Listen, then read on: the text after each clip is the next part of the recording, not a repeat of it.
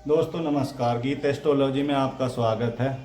आज जो है ना छठे भाव में दशमेश की स्थिति देखते हैं कि दशमेश अगर छठे घर में हो तो हम कौन कौन से काम कर सकते हैं, वो हमें क्या दे सकता है।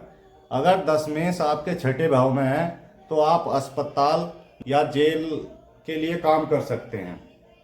ठीक है, अगर दशमेश छठे भाव में हो और उस पर कहीं से शनि की दृष्टि पड़ जाए तो ऐसा जातक जो है ना जीवन भर छोटे पद पर काम करता है। अगर दशमेश पे शुभ ग्रह की दृष्टि पड़ जा तो जातक को बहुत बड़ा उच्च पद की प्राप्ति कराता है, उसे विशेष सम्मान मिलता है। और अगर राहु दशमेश के साथ छठे भाव में हो तो किसी आपराधिक मामले में आपको फंसाकर जेल जाने की संभावना बनाता है। अब देखते हैं दशमेश सातवें भाव में। ऐसे जातक की जो पत्नी होती है वो उसके काम में हाथ बटाती है, हर प्रकार से उसके कार्य में सहायता करती है। ऐसा जातक जो है ना विदेश सेवा दे सकता है, जैसे राजनयिक होते हैं विदेशों में रहते हैं तो वो हो सकता है। और ऐसा व्यक्ति जो है ना जिसका दशमेश सातवें भाव में होता है वो साझेदारी से भी धन कमाता है।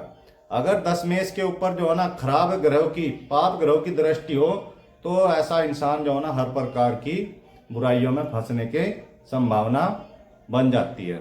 और अगर आपका अष्टमेश दसवें भाव में हो, अष्टम भाव में हो, सॉरी, अगर दशमेश अष्टम भाव में हो तो जातक की जो जीविका होती है, उसके जो काम होते हैं उनमें जो है ना विघ्न बाधाएं आने की बहुत संभावना रहती है।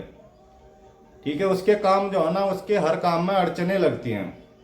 अगर ऐसे दशमेश पे जो अष्टम भाव में बैठा है अगर शुभ ग्रह की दृष्टि हो तो ऐसा जो है ना इंसान थोड़े ही समय में, यानी कि जिस क्षेत्र में भी होता है वो थोड़े ही समय में वहां पर उच्च पद प्राप्त कर लेता है।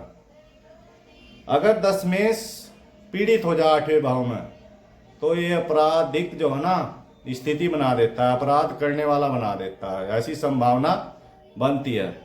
अगर दशमेश पर, भाई दशमेश आपका आठवें भाव में है तो आप उसके ऊपर कहीं से भी बृहस्पति की दृष्टि पड़ जा तो ऐसा जो इंसान होगा आध्यात्मिक शिक्षक बन सकता है, आध्यात्मिक गुरु बन जाता है। और वो जो है ना पराविद्या, जितनी भी ये ऐसी विद्याएं हैं उनमें निपुण हो सकता है।